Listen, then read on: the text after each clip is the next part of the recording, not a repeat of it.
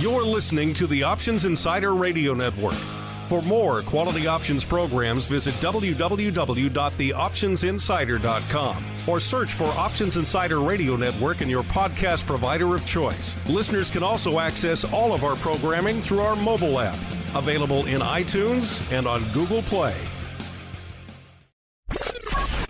And now, it's time for the show that breaks down the options market from unusual activity alerts to market analysis, strategy overviews, listener questions, and much more. If it involves puts and calls, then our all-star panel will break it down. It's time to hit the Option Block with your host, Mark Longo from the Options Insider Media Group and co-hosts Uncle Mike Tosaw from St. Charles Wealth Management, Mark the Greasy Meatball Sebastian from OptionPit.com, Andrew the Rock Lobster Giovinazzi from OptionPit.com, and Henry the Flowmaster Schwartz from Cboe. The Option Block is brought to you by Cboe. Cboe's suite of S&P 500 index options, SPX and mini S&P 500 XSP options, allows traders to speculate on the direction of the market, generate income, and hedge for downside protection of their portfolio of stocks. No matter what kind of trader you are, there's plenty of useful information to take the guesswork out of creating your portfolio strategy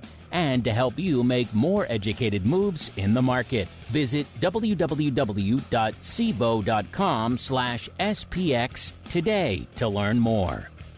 The views expressed herein are those of the speakers and do not necessarily reflect the views of Cboe Global Markets Incorporated or any of its subsidiaries, collectively Cboe. The information provided is for general education and information purposes only. There are important risks associated with transacting in any of the Cboe products or any of the digital assets discussed here. Before engaging in any transactions in those products or digital assets, it is important for market participants to carefully review the disclosures and disclaimers contained at www.cboe.com/US_disclaimers. These products and digital assets are complex and are suitable only for sophisticated market participants. These products involve the risk of loss, which can be substantial and, depending on the type of product, can exceed the amount of money deposited in establishing the position. Market participants should put at risk only funds they can afford to lose without affecting their lifestyle. And now, get ready to hit the Option Block. All right, everybody, that music means we are back. It is Thursday, time to rock out with a rockin' market. My name, of course, Mark Longo from the Options Insider Radio Network, your home for all of your favorite options podcasts for now over 19 years, which is pretty freaking wild. We started this thing before there even was an iPhone and anyone really knew what the hell a podcast was. A little too early, but also a fun time. And of course, if you want to have a fun time, make sure you're A, subscribed to the full network, and B, if you want to check out the Flowmaster on his upcoming Vol Deathmatch 2.0, as well as all sorts of other awesome stuff. My chat with the folks from Schwab about all things options, tackling a lot of your questions there as well. Unusual activity, you want to win an awesome pro trading crate like Mr. Allen? The optionsinsider.com/pro is the place to go to learn about all that fun as we learn who's joining us on the Thursday edition of the Old OB. First, let's go out to the hinterlands where I'm surprised he has time to join us because clearly his cabal has forgotten their mission in life, which is to do naught but buy. He is none other than Uncle Mike Tosaw from St. Charles Wealth Management. Uncle Mike, welcome back to the show. What happened? Did your buy finger get tired, sir?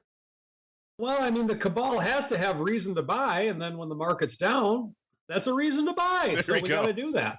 It's cheaper than it was yesterday, therefore I must buy it. That is the logic, I believe, of the cabal. And also joining us from the hallowed halls of Cboe East, none other than the Flowmaster himself, Mr. Henry Schwartz. Mr. Flowmaster, welcome back to the show. How go the icebergs floating out to the Statue of Liberty, sir? The icebergs continue to flow down the Hudson outside our window. I've lived in New York for 30 years or so, and I don't really remember a winter that felt like this. So everybody is just sick of it. The pile of snow and garbage in front of my apartment gets about 2 feet taller every day. It's now 11 feet tall. They haven't picked up trash in 2 weeks. And this weekend it's supposed to be single digits again. So it's gross, but I am happy to be on, and the markets are active. There's a lot happening, so we'll have a good show, I bet. The perils of trash collection. One of the things I do not miss about living in New York City. At least the rats can't go out. It's sub-zero, so the rats probably not out and about, but you never know. They are hardy. Are these markets hardy? Let's find out. It is time to kick off the trading block. It's time to break down the latest topics, trades, and trends in the world of options. It's time for the Trading Block. All right, everybody, welcome to the Trading Block, the portion of the show where we break down what the heck is trading out there. Just a quick, interesting nugget I just saw floating by in our chat from our Mr. H. Del Aquarius. He says he remembers downloading the show from iTunes on the iPod in 2007. Yeah, you were pretty savvy if you were able to download podcasts back in early 2007 pre-iPhone. They did not make it easy. A lot of people had to have RSS readers, but if you were one of the OGs in 2007, I definitely tip my cap to you. We love all of our listeners, but we love all of the OGs just that much more because you folks have been around since the beginning. You are the reason we've been able to do this for 19 plus years now, which is absolutely wild. Wonder what the big 2-0 is going to be next year, what we're going to do. Maybe we're going to drag Uncle Mike in from the hinterlands to have a big blowout celebrate. Who knows? Got to find out. Let's find out right now what the markets are up to. And if you had a whole bunch of red on the screen today, then you are a winner chicken dinner. Markets getting their knees cut out from under them today by a combination of factors. You know, the big headline thing is the ADP report, you know, the private payrolls report, not looking good at all. Only 22,000 jobs added. They were expecting 45,000, so less than half. A lot of people worried that maybe this is the beginning of the jobs apocalypse that everybody has been dreading as a result of AI. You know, everything at the end of the day backs into AI. How does this impact? Is this a ramification of AI? A lot of people kind of spooked on that front. We also obviously have crypto taking it on the chin. We have metals taking it on the chin again. So pretty much this giant sucking sound is just sucking the market down. Even Alphabet, who had pretty decent earnings out there, actually pretty good earnings, but also announced that they are just digging deep into the AI expenditure trough. Market's not really loving that either, so taking them down a bit as well. So it's kind of a wild market out there. We were selling off a lot more before the show started. I think the low in the cash for the S&P was right around 67.80. So obviously well below 7,000, below 6,900, and even below 6,800. As we're kicking off the show, we have rebounded slightly off those lows. We are at around 68 and a quarter in the cash, which puts us down still nearly 60 handles in the cash, or about 0.85, 0.86%. Dow off about 0.75%. NASDAQ off a little over 1, about 1.01% as well. VIX cash has been on a wild ride, and the show hasn't even started yet. VIX cash has been all over the place. As we were kicking off the show, it was back down. I put down in air quotes to a 20. That puts it up 3 3/4 points from the Monday show. Of course, it's back up now to about a 20.5. Looks like we're ticking back down to the red. Of course, the intraday high was north of 23, 23.1. So I could see a lot of our pro chat smacking their lips. A lot of them looking for that SVIX to break back into the teens so they can maybe put some in their back pockets for a rainy day. And you didn't quite get there today on SVIX, but if this VIX can keep up a little bit of this upside, you might be in the ballpark. Either way, up strong from where we were on the Monday show. VVIX also up strong, 113 as we kicked off the show, up 13 points from where it was on the Monday show. Of course, the high was nearly 120 this morning, 119. So to put it mildly, vol is frothy, and these markets are frothy as well. Just an absolutely wild one. So if you had a wild Thursday in your bingo card, then you are the winner chicken dinner out here today. Well, let's kick things off in Flowmaster land because we need to give Uncle Mike some time to go hit the buy button again, see if he could drive this bad boy up a little bit again. Mr. Flowmaster, a wild week out there, a wild day. What's catching your eye out there, sir? Well, definitely things have shifted. I was talking to somebody yesterday about, how the market's just a little weird. We're starting to see some 5, 6, 15% moves, and both directions. We've got some names that are kind of firing to the upside. As you said, VIX is well into the 20-something zone. there's some, I was comparing it with some friends that I have in a little trading group, and there's no real reason. There's some reasons that are being made up after these moves, like, oh, it's the AI apocalypse. It's gonna replace entire industries now, not just employees.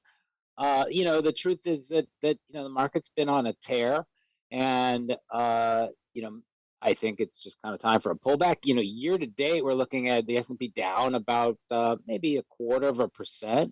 So, January was okay. We're up 1.37%, I believe, in the S&P. Russell has been the success story. That was up as much as 7% year to date. It's still up 5% year to date. And I think we talked about this in the last show, how my colleague Mandy Zhu, we were talking about kind of this Russell outperformance, and she said that trade has just killed so many people. Well, maybe this is the year that Russell and, the kind of industrials and the smaller cap things finally kind of bounce back, and it's not just all the super cap tech names. She said that's just killed people so many times. But I don't know, this year it's kind of seems to be a little bit stickier. Mag 10, so the Cboe Mag 10 index, which we launched a few months ago, that's gotten creamed. Over these last couple of days, in fact. Yesterday, I believe, was down about 5%. Today, it's down around 4%. That's an equal weighted index of all these Mag 10 high flyers. So a few things are holding up okay. Apple is okay, but like yesterday, I think we had AMD down 15% after earnings. And so it's really just been kind of a washout. So it's definitely kind of it's an interesting experience to be in names that are moving a double-digit percent, both to the upside and to the downside. Although mostly this week it's kind of been a downside dynamic, but it's good for volume. We're gonna hit 80 million contracts this year. Today. I actually was on a call and said we could see 18 billion this year, especially because those Tuesday, the Monday, Wednesday single stack options. You got the new 0 days. That's going to certainly add some fuel to the fire. So they seem to be good for about 3 million contracts a day, at least this week on those days that they're there. And I'm pretty sure they'll fill in the Tuesday, Thursdays as soon as they possibly can, just kind of seeing the performance. But also yesterday was interesting, right? Google didn't have a 0 day option because it was an earnings day. And, but, you have kind of the years in that Mag 10, or the basically the super liquid names moving after hours. So and you have all the dynamics with the contrary exercise and everything else. But so far, no horror stories. I'm going to try to put together some data showing really kind of where that short dated single stock flow is concentrated, which symbols, which exchanges. Yeah, I was going to ask you about that. Obviously, an auspicious week for the market on top of everything else going on. We have these new products hitting the fan. When we launched the last round of 0 DTE stuff back in, April of 2022, I don't think anyone really paid attention. No one thought it was this grand inflection point for the market that it turned out to be. Now, we obviously have the benefit of hindsight and some foresight, and we can look at these and say, these are probably going to be a big deal. So 3 million contracts a day already. And we only have a couple of days under our belt, listeners. Going to be a hot thing out there. Oh, by the way, Mr. Flowmaster, before I get away from this, just goes to show, I had forgotten about this, but the long memory of our chat, they said, oh, it's frozen, a lot of garbage out here. Who is it? Mr. Unlimited pointed out, sounds like a good time for Henry to go garbage picking again. Maybe you could find a sword and a shield to go with you. I forgot you found that night suit on the streets. Now you can go find the weapons to go with it, sir. I did, but you got to. It's all the snow. It's the garbage is all mixed in with the snow and the dog poop, so it's really treacherous prospecting out there. What are the chances you find a sword and a shield, let alone a helm to go with your? There's some Renaissance fair guy who lives near you in Manhattan who's just getting rid of all of his stuff. Exactly. Did you polish up that armor and put it in a position of prominence in the Flowmaster manner? No, I flipped it on Facebook Marketplace. I'm a trader. You sold it? I did, yeah. You sold it? I want the Flowmaster. I want to check out his Facebook Marketplace account. I love it. Who knew he could buy a suit of armor from the Flow? Did you sign it? That would have been a good one to have in the studio. Flowmaster approved armor. But I digress. Mr. Uncle Mike, we turn to you now. If you can relax your buy finger for a few minutes out here to talk to us today.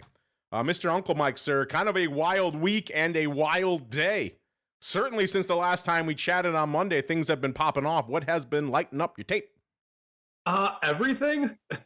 So, yeah, there's a lot going on right now. I think we are technically down on the year in the markets. S&P or SPX opened at 68.45 on the year. We're at 68.19 as of right now. So we are technically negative for the year. It just kind of feels weird to say. Well, ever lately in the last couple of years, or at least since 2022. Well, I guess we did have that downturn last April, so that was a little bit of something. But nonetheless, we are down. Silver is getting its face ripped off right now as well. SLV at the 68 level, it got down as low as 65. When you think about that, considering roughly a week ago it was at around 109, if I remember correctly, that's a pretty impressive move to the downside with silver. So when things go up really quickly, they go down really quickly. It's kind of the laws of gravity that exist. There's also some other factors for it, which we talked about in previous shows. But whenever you do see something just ripping up through numbers that quickly, heed with caution. A couple other things that I am noticing, something that's actually feels normal right now is stocks are down just under 1% on the day. Not a huge deal, not a huge downturn, but we actually are seeing some buyers in the bonds.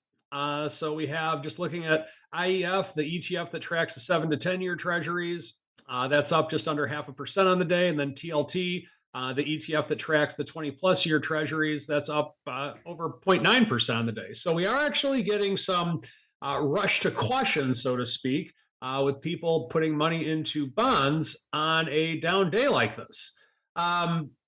In terms of what's going on throughout the day today, Russell is down a little over 1% on the day. S&P mid caps are down 0.4% on the day.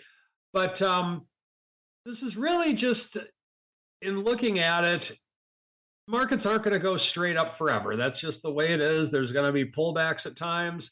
And if we're at a state in the market to where a 1% downturn kind of feels like a really bad down day, I think we're doing okay, honestly. Now, the other thing that I've neglected to mention over the course of the last couple of weeks, with which I've remained silent on, my website, or my domain name, is still for sale. You can check it out on GoDaddy, bitcoinreallysucks.com. So if there's any people out there that are very bitter about the way Bitcoin has been performing lately, go by my website. It'll make you feel better. I promise you will feel better, at least. So anyway, it's a down day, folks. We have a lot going on. But we are still a couple percentage points away from all-time highs. We're only down 20 or so points on the year for the S&P. It's a pullback. It's a down day. It happens. And that's what I'm seeing. All right, you can go back to buying, at least for right now. I will let you know when I need you again, sir, or you should at least give your finger a bit of a rest every few minutes out here. Are these markets taking a rest? Not today, listeners. It's a banger out there. VIX already north of 750,000 contracts. But what do you expect when the cash is whipsawing around 3 to 4 handles at a clip? You're going to see a little bit of volume out there, and that is the case. 750,000, 756 to be precise out there. Also, that ADV getting perilously close to 1 million contracts again. 902,000 contracts. If you need anything else out there in the markets to tell you that things are popping off, when VIX options are threatening 1 million contracts a day out there, then you know that the game is afoot, and you should at the very least be paying attention. Speaking of the game being afoot, the hot option out there right now in VIX land, all this stuff whipping all over the place. We're blowing through the 20 handle, getting up to 23, back down to 20 again. What option would you think would be lighting up the tape? Would you think maybe, I don't know, Feb 20s, March 22s, maybe some Feb 18, 19 put, something like that? Nope. Your hot option today are the March 16 puts, going up about 46,000 times for right around 28 cents. Kind of an interesting strike. We've been joking about the 15 puts forever. Maybe the 16 puts are your huckleberry. One strike better. You're getting a little bit of duration for that roughly 28 cents out there. So maybe you like this. Maybe you don't. We just put it out to our audience as a flash poll a few minutes ago. Right now, 100% of the early voters want to buy these things. I get it. You know, you're getting some duration for it, if nothing else. If you're selling these, you got to really sit on them for a long time to collect that 28 cents. But there you go. That's your big dog out there. Number 2, we're going the other way. 40,000 of the Feb 35. So what a dichotomy. 16 puts to the 35 calls. That's the kind of day we're having there. Let's do top 5 really quick. Number 3, 32,000 of the Feb 17 puts. Number 4, 31,000 of the Feb 25s. And number 5, 29,000 of the Feb 22. So again, kind of all over the place, reflecting what VIX has been up to today, which is a whole heck of a lot of everything. SPY also putting up some numbers today. 7 million contracts exactly right now. The ADV almost 9.75 million. So definitely on pace to hit that today, unless the market just falls asleep for the second half of the session. The S, same deal, 3.07 million contracts already. The ADV close to 4.5 million. Yeah, we are closing in on that one as well. Small caps, I think the technical term is another banger, already about 1.4 million contracts on the tape. By the way, small caps off over one, about 1.3% right now. The ADV is nearly 1.9 million, probably going to hit that today. And then the Q's saying, don't forget about me, 4.35 million contracts already on the tape for the Q's. The ADV 5.6. So once again, probably going to get there, not by the end of the show, but certainly going to get there probably before the close. And then out to single names we go, listeners. Is it a banger day? The answer is yeah, it is well north of respectable. In fact, I'll have to go do some research to see if this is the hottest we've been as we've kicked off this part of the show, potentially ever. I know we've never been north of 600,000 contracts, but still, we were at 535. I just re-racked it. It is 540,000 contracts right now. That is nearly 100,000 contracts above the threshold where we say this is a banger. 450 is our banger threshold. We are nearly 200,000 contracts above the threshold for respectability. So, yeah, this is a hot one today. Listen, again, I'll have to go do some digging. But if it's not the most active we've been at this time of the show, it is right up there, certainly in the top 5. Number 10 gets you to our old pal Goog, the other half of Alphabet. You know, you forget about them sometimes. Good old Googs. 540,000 contracts, as I mentioned at the top of the show. Google Class A, Alphabet Class C, all that fun. Putting up good numbers and still getting shellacked. Class C, 325.40 off about $8 or a little over 2% right now. Good for the number 10 spot. And again, 540,000 contracts. Man, there's many days when we're at number 3 and we're not even up to 540,000 contracts. So this is a certified banger. I can't wait till the hot options report after the bell today to see how it shapes up. Number 9, it ain't shaping up to be a good year for Mr. Softy. 401 in the third, off another about $13 or a little over 3%. So just an absolute drubbing. Actually broke through the 400 handle earlier. It looks like it's heading back there again. This puts it off 71 handles or a little over 15% for the year. Post earnings, Microsoft has just been a complete abomination.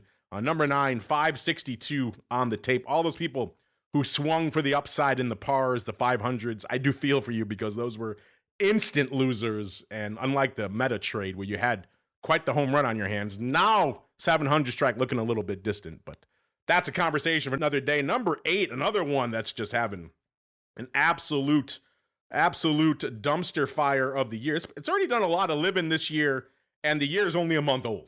It had a terrible start to the year. Then it rallied hard, got up to about 260, and now is falling out of bed again, including falling another $8 today, roughly, or nearly 4%. What am I talking about? I am talking about AMD, listeners. Again, just an absolute dumpster fire. 192.5 off again, nearly $8 today, or nearly 4%. Good for 638,000 contracts and the number 8 spot. If you listen to our hot options report going into their earnings, the stock was around 242, and it was the 220 puts that were dominating the tape.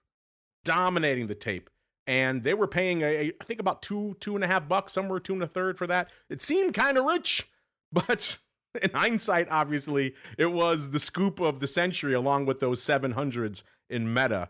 And right now, of course, if you had those, if you didn't have them expiring, let's say yesterday, but have them going out throughout the rest of the week, and you paid roughly $2 and change for the 220 puts in AMD right now, you are laughing all the way to your own private island out there. Number 8, AMD, 638. Number 7, the Fruit Company. As the Flowmaster pointed out, it's been a really weird year for Apple. They started off, again, another one that was a dumpster fire. They sold off to start the year down to about 246.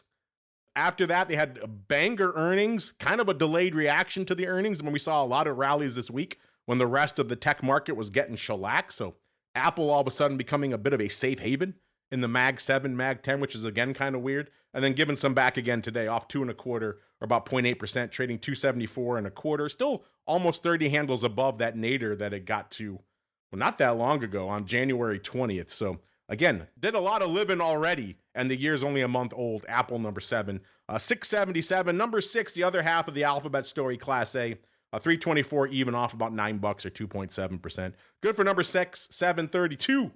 Number 5, the Amazonians. They're not even waiting for the earnings to smack this one. The earnings are after the bell today, I do believe, and they're already smacking it off nearly $10 or over 4%, trading 223.25. So not leaving a lot of smackage for the earnings after the bell, but we shall see. Number 5, Amazon, 766 on the tape. Number 4, the Monster. I can't remember the last time I saw a day that this thing closed green. Maybe we had 1 or 2 of these so far this year. MSTR, they should buy Uncle Mike's URL, because certainly in their eyes right now, Bitcoin really sucks. Number 4, the Monster, 768, 110.25, off nearly $19 or 14.5%. Again today, Bitcoin breaking through the 70K level now. Not looking great for the crypto bulls out there. Number 4, the Monster. Number 3, speaking of not looking great, Palantir put out a banger number earlier this week, and the market don't give an F right now. Number 3, Palantir, 884. It's kind of fascinating. You ride the AI wave up, then at a certain point they're saying, maybe AI will come for you as well, software maker, and right back down again. AI, very much the double-edged sword right now. Either way, Palantir, more sellers than buyers, 132.17, off 7.25 or about 5.25%. You got to go back a ways to see a 130 level in Palantir. You got to go back to July 1st of last year to see a similar level in the stock. So, man, they have taken quite a bit off the top. Certainly from their 52-week high, they're off about 75 handles. They got up about 207.5. So, wild stuff for number 3, Palantir. Number 2, it's Tesla. Still, right now at least, managing to be above the par strike again. It did sell off below it. Got to 387.5 in the rout in the early morning session. Then they rallied it all the way back up to about 401. So obviously doing a lot of living already. And then back down to still close to 401 right now. So still off about $5 on the day, or 1.25%, but clearly rebounding off their lows. We were talking about 410 calls recently on the hot options report. Surprisingly, not as many par puts as you would think. Maybe today will change that. We shall see. Number 2, Tesla, 1.54 million.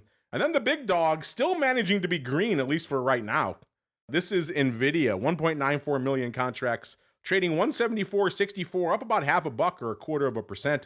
They took it down to 171.31 in the rout this morning before rallying it all the way back up. So, been kind of a wild day already for NVIDIA. I mean, if we just froze this right now, this is a decent top 10 for a full day in, let's say, a quiet summer day. So, yeah, wild stuff out there. Speaking of wild stuff, really quickly before we get to the odd block, Mr. Flowmaster, I have to get your thoughts. The numbers are out from our friends over there at OCC for the wild month that was January. And guess what, listeners? We didn't even have the 0 DTE. Well, they were technically announced, but they really started trading in earnest this week. So next month, we'll have a full month of the new 0 DTE options as well. But we don't even have those in January, and still an absolute banger. January, 1.37 billion contracts. That's up nearly 19% from 1.15 billion, which was already a banger in January of last year. Hotspots index options up 21.5%. ETF options up an astounding 31.7%. Equity options surprisingly up an exact 10%. I do expect that number to increase next month if this zero DTE bonanza continues.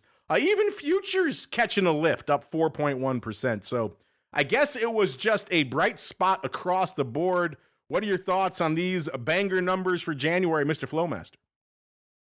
Well, I mean, we had it was pretty volatile. It was not as volatile as kind of February has kind of turned out to be, but we did have some pretty decent swings, and it doesn't surprise me. I mean, the put out my full 2025 state of the industry, and the main message was just everything was active, retail, institutional, index, as you said, just kind of all cylinders. So when we get into kind of these moments of stress and flexion, it's just there's a lot happening, a lot of people using a lot of options for different purposes, and that's what makes the market, right? We got buyers, we got sellers, we got basically people kind of picking their spots and making tactical trades and systematic trades as well. I mean, and you're right, having the weeklies in these active single stocks, there's no doubt, and we can see it already. If we're seeing 3+ million contracts a day, with literally just talking about a handful of stocks, I think that space, especially kind of as the brokerage community gets more used to handling some of the after hours moves, and the customers trading these things also get used to that, going to kind of continue. So it doesn't surprise me. I mean, we're clearly going to set a new record just based on the fact that we have added these contracts in there active. But it's pretty great to see, and there's a lot more in the way of innovations coming from Cboe and the other exchanges as well. So the momentum is strong. Definitely. If you have an option, maybe you should put this on Kalshi, Mr. Flowmaster. Take the over on options volume. That should be the first binary that Cboe lists. Is will there be an over? Absolutely. Will we over or under 18 billion contracts? I actually mentioned that to JJ Kinahan the other day on a call. I said that should be the first one. That should definitely be the first one. If this persists, I might be leaning on the over, as we're leaning right on into the odd block.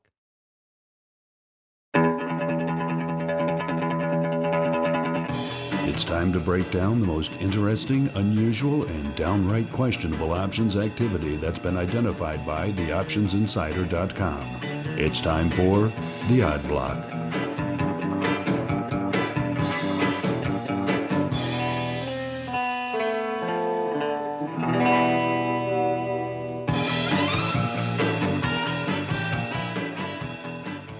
All right, everybody, let's get weird. Let's get wild. Let's kick it off in a name from the distant sands of time, at least here on the network.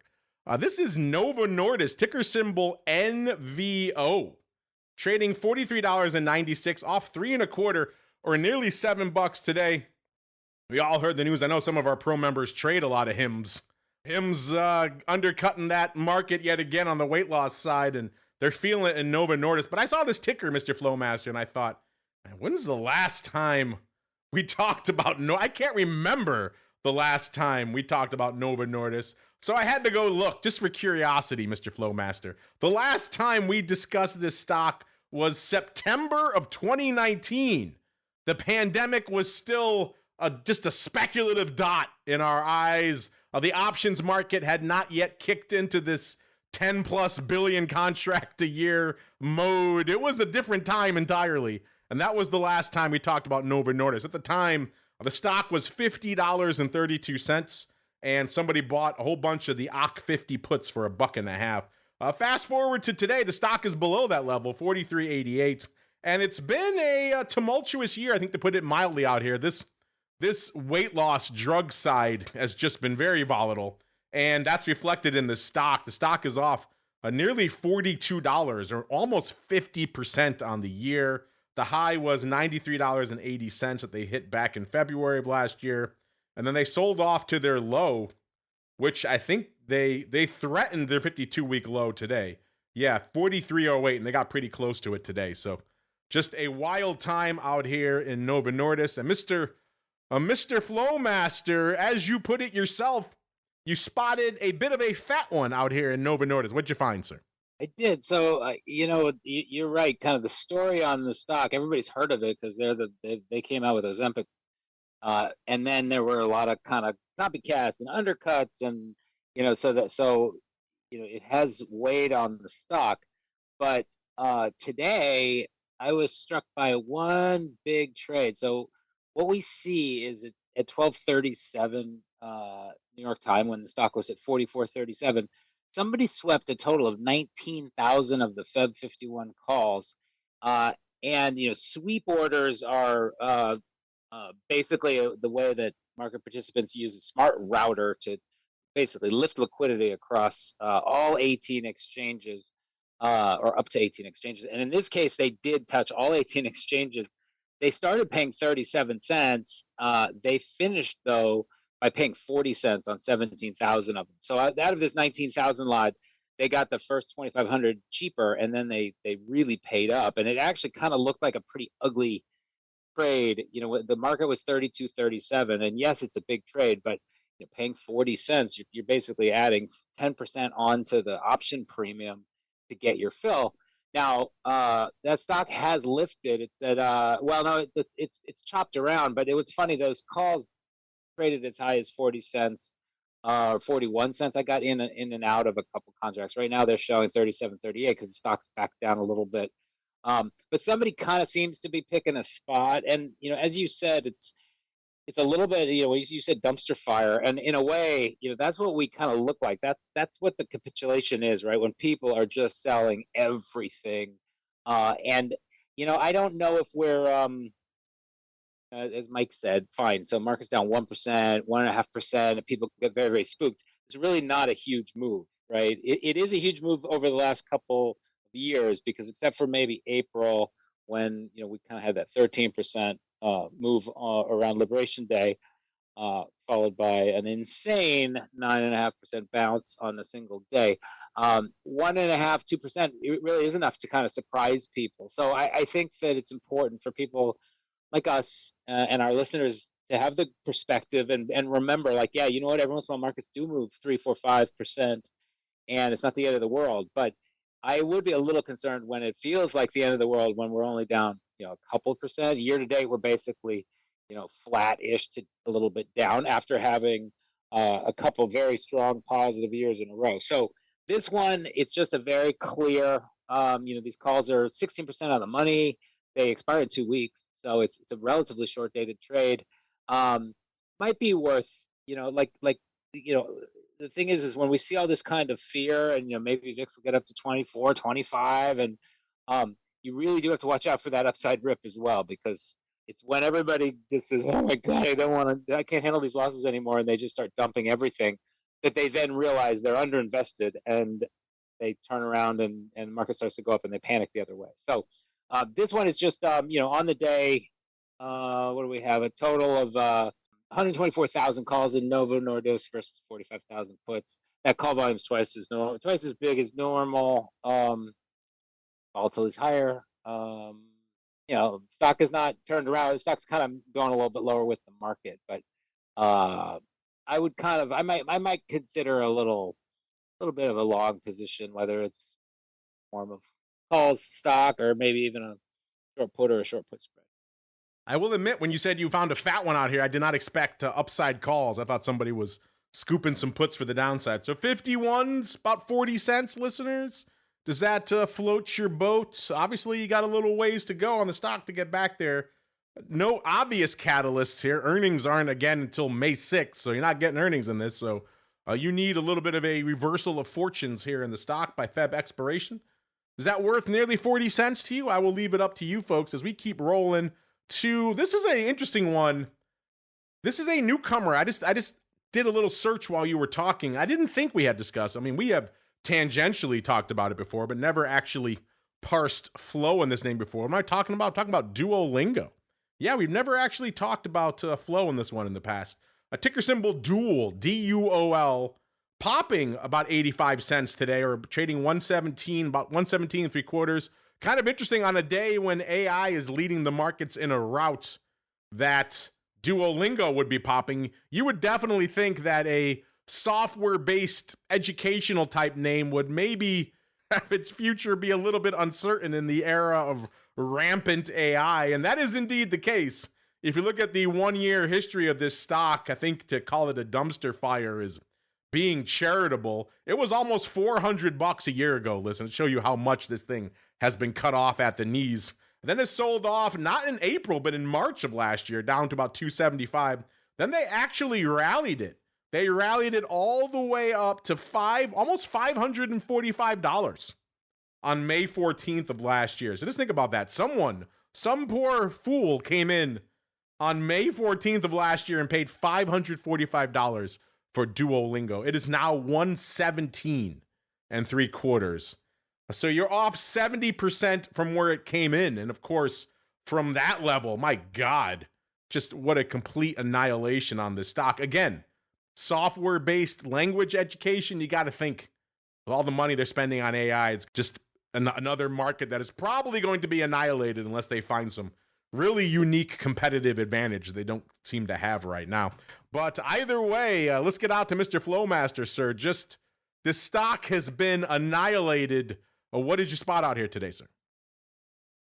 Yeah, so this one it's actually not, the usual odd block for me is just kind of a pretty aggressive outsized opening buyer of options. And generally I like to look to the calls because sometimes people buy puts just as a hedge for a long position. Duolingo, and I have used their app, and it's kind of a fun little learning app, and it's not just languages. Now they do music and some other skills, but it also, the story on the stock was it was one of these apps that really caught fire, was incredibly popular, people loved it, and then AI all of a sudden was going to make it obsolete. I believe that's kind of why it got so hurt. I actually kind of like the app. I really don't know a ton about the company, but I was looking at the historical, just the recent history. That stock went from 150 down to where we are now, which is 118. In the last 8 sessions, vol's up from 70 to 100. Now it's actually up on the day today. I feel like, in terms of putting some capital to work out, this has not been a washout, of the kind of magnitude that jumps out at you is like, holy cow, the market just sold off 15-20%. I got to put money to work, but also kind of knowing that, most of the recent dips we really have bounced off of. I actually kind of like this stock as a long.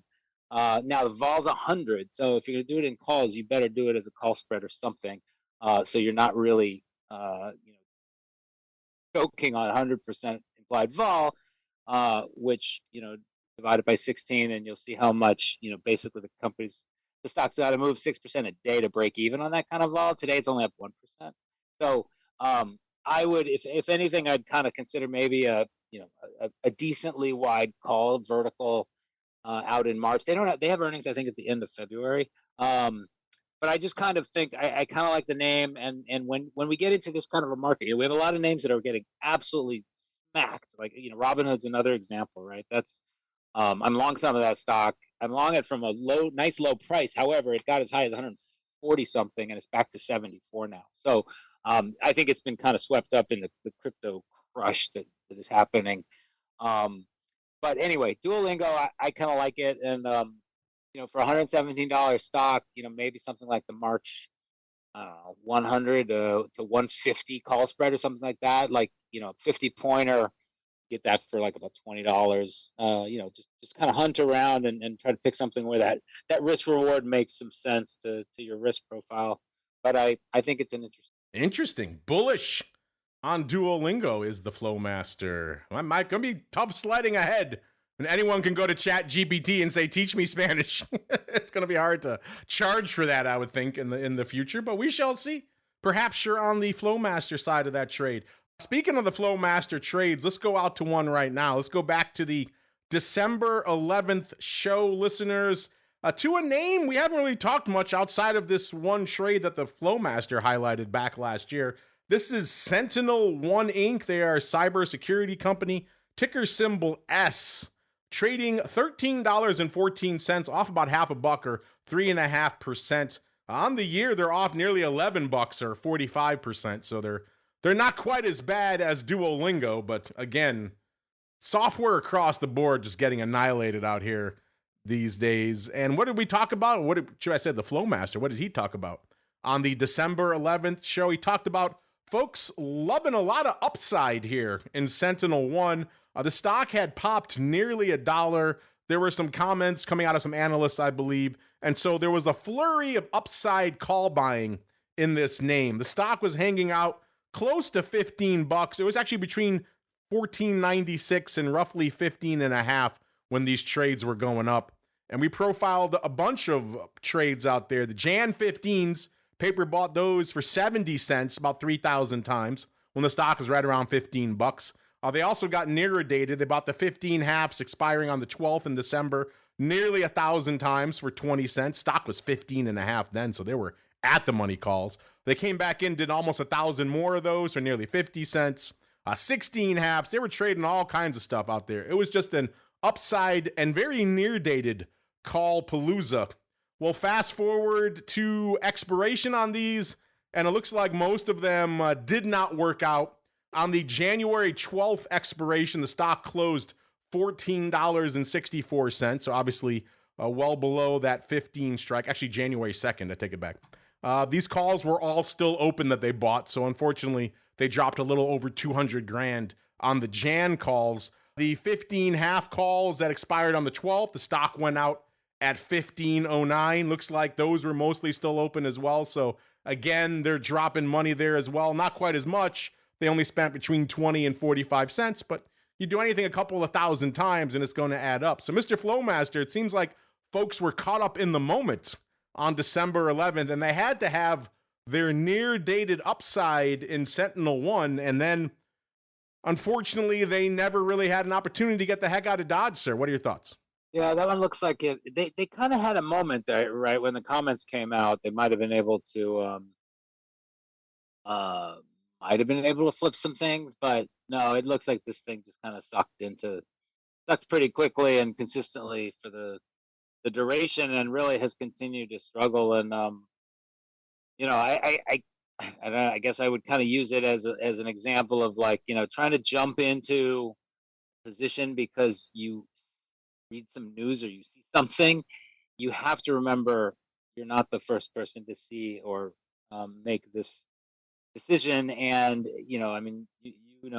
after trading for a lot of years, really everything's priced in. Everything is priced in, and you're just going to you're late to the game no matter what your view is. And you have to kind of be very aware of that, and then fine to have a view, but thinking that you've figured something out that the market doesn't know is definitely a recipe for disaster. And you know what's always a recipe for disaster, but we do it anyway, listeners? It's when we go around the block. It's time to tell you what we'll be watching on our trading screens until the next episode. It's time for Around the Block.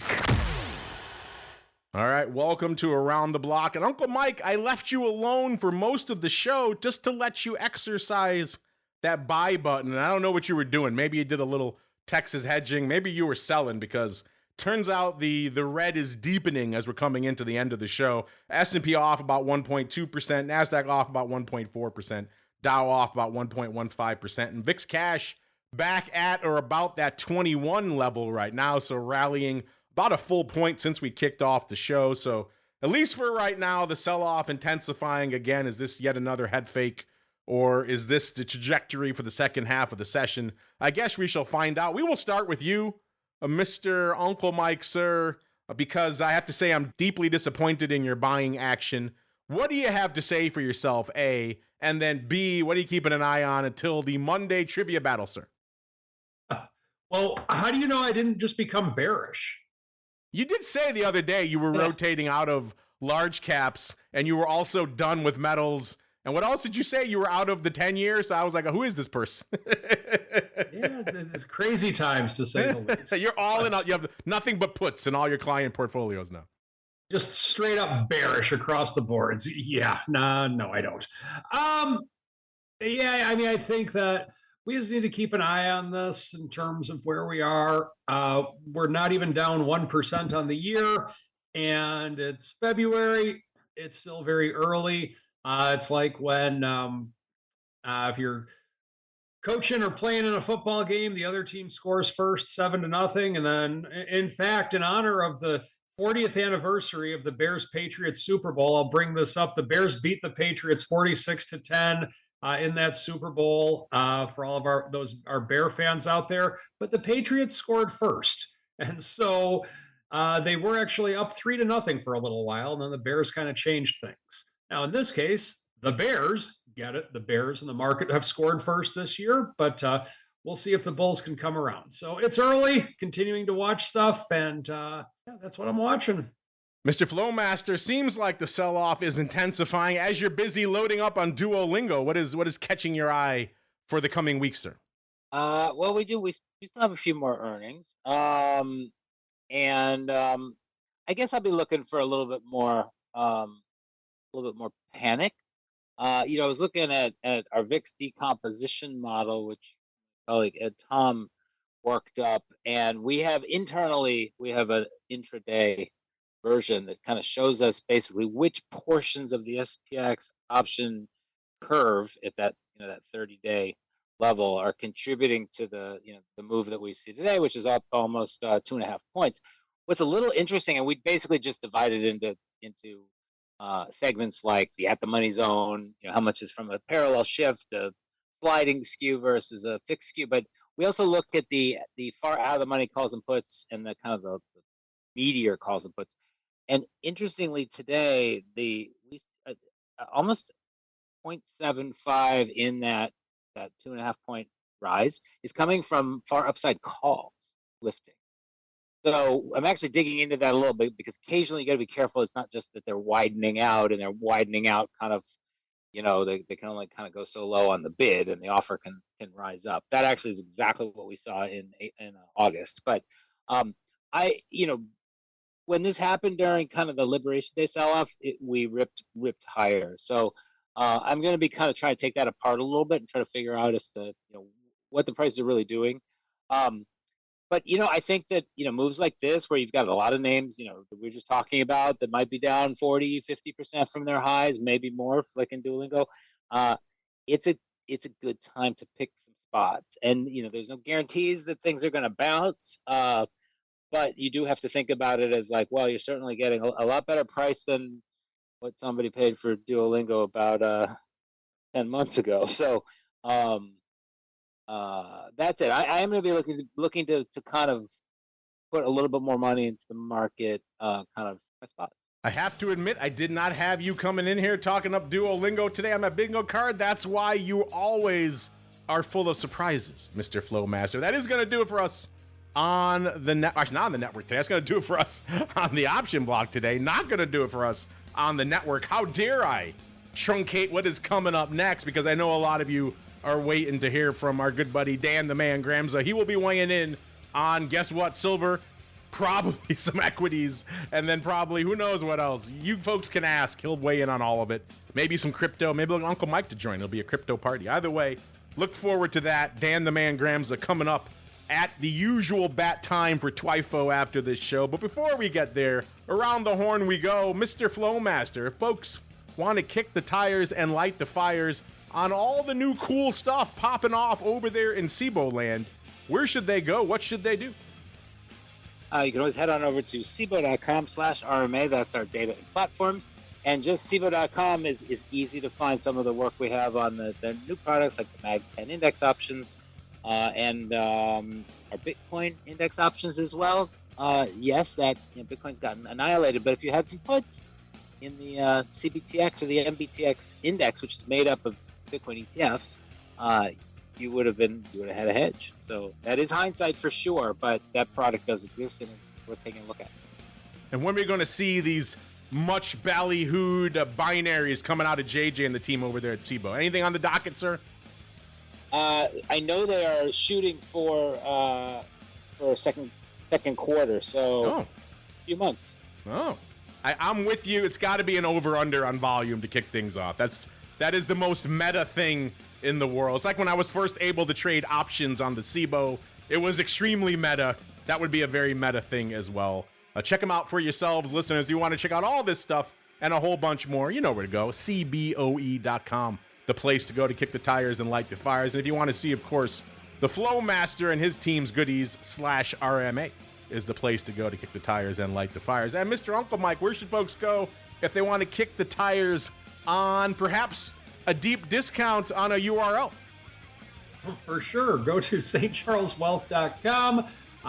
Book an appointment with me. Would love to have a conversation with any of our listeners. Check out my YouTube channel, continuing to update content there. Just type in St. Charles Wealth Management, and that's the place to be. I guess I misspoke. Maybe you're getting a premium for that URL right now because, if you haven't looked, Mr. Uncle Mike, Bitcoin does really suck today. So it does. You might get some takers on that one. Check it out, bitcoinreallysucks.com. If you want to learn more, back again in a little bit with our good buddy Dan the Man Grams, and then back again after the closing bell. You're going to want to check out Thor today. Trust me, going to be a banger. It's already a banger, and we're only about halfway through the session, so come back after the closing bell. Join us for Thor, the Hot Options Report, yet another reason why you should be listening to the full network. Then back again tomorrow with our good buddy Dr. Bix and special guests to talk a little bit of vol. Then we're back again next week, all the way through to next Thursday with the Flowmaster, another episode of the Option Block. Stay safe out there, everybody.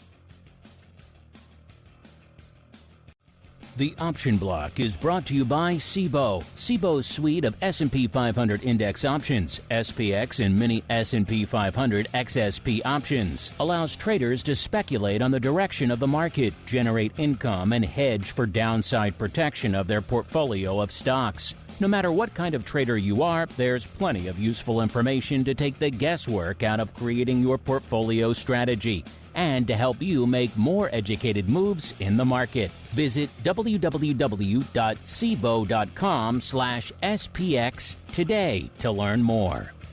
The views expressed herein are those of the speakers and do not necessarily reflect the views of Cboe Global Markets Incorporated or any of its subsidiaries, collectively Cboe. The information provided is for general education and information purposes only. There are important risks associated with transacting in any of the Cboe products or any of the digital assets discussed here. Before engaging in any transactions in those products or digital assets, it is important for market participants to carefully review the disclosures and disclaimers contained at www.cboe.com/US_disclaimers.